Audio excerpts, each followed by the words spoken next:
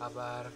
Perkenalkan, nama saya Iko Mang Pratnya Sandiarsa dari Universitas Bina Sarana Informatika kelas 642A03. Di sini saya akan menjelaskan tentang pendapatan nasional berdasarkan konsep permintaan, penawaran, dan keseimbangan pasar. Pengertian pendapatan nasional itu dalam analisis makroekonomi selalu digunakan istilah pendapatan nasional atau national income, dan biasanya istilah itu dimaksudkan untuk menyatakan nilai barang dan jasa yang dihasilkan dalam suatu negara. Pengertian lain dari pendapatan nasional adalah jumlah pendapatan yang diterima oleh faktor-faktor produksi yang digunakan untuk memproduksi barang dan jasa dalam suatu tahun tertentu. Dalam sistem perhitungan pendapatan nasional, jumlah pendapatan itu dinamakan produk nasional neto pada harga faktor. Nah, di sini kita terdapat konsep pendapatan nasional. Pendapatan nasional adalah nilai barang dan jasa akhir berdasarkan harga pasar yang diproduksi oleh perekonomian dalam satu periode dengan menggunakan faktor produksi yang berada dalam wilayah perekonomian tersebut yang terdapat dalam Cash and Fair 1996. Pendapatan nasional didefinisikan sebagai jumlah barang dan jasa akhir yang dihasilkan oleh suatu negara pada periode tertentu, biasanya 1 tahun tepatnya.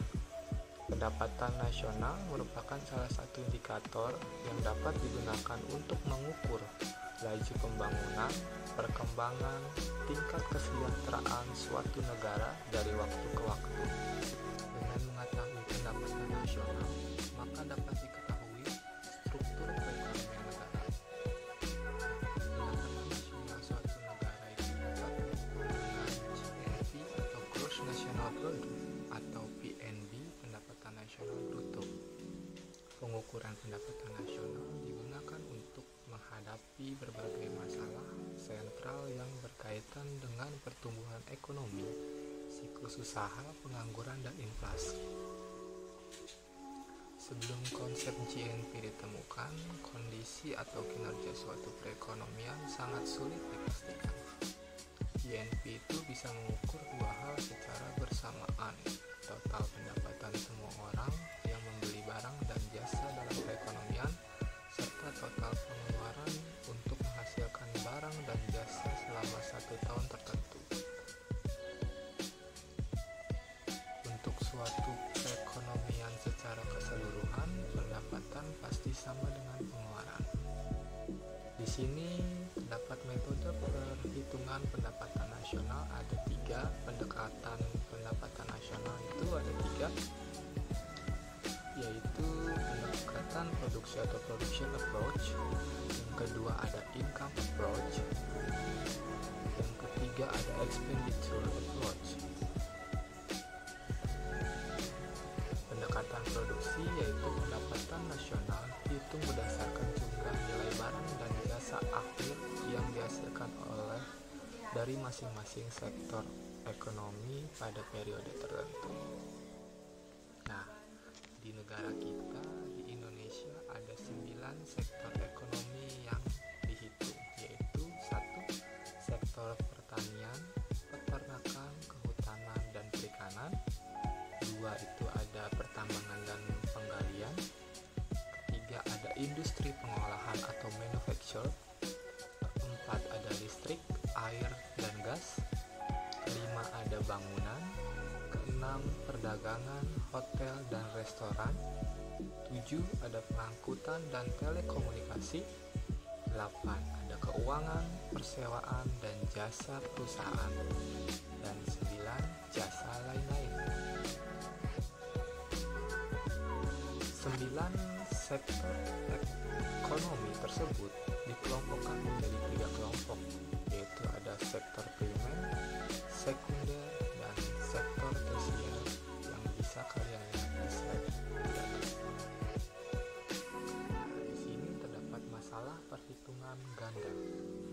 Dalam perhitungan GNP, yang dihitung adalah seluruh nilai dari barang dan jasa akhir atau final product.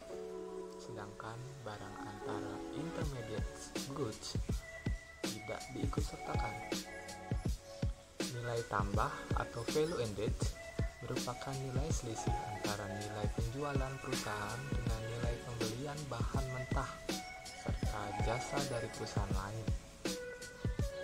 Nah, di sini saya lampirkan slide perhitungan GNP dengan metode nilai tambah. Di tabel pertama ada tahap produksi, berikut nama-nama produknya.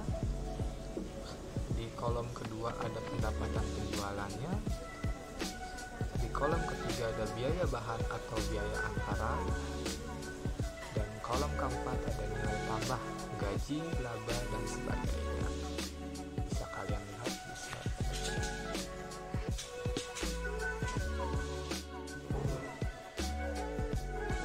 Apa sih perbedaan PDP dan GNP? PDP atau PDB itu adalah produk domestik bruto, adalah jumlah output total yang dihasilkan dalam batas wilayah suatu negara dalam satu tahun. Indikator kemakmurannya bukan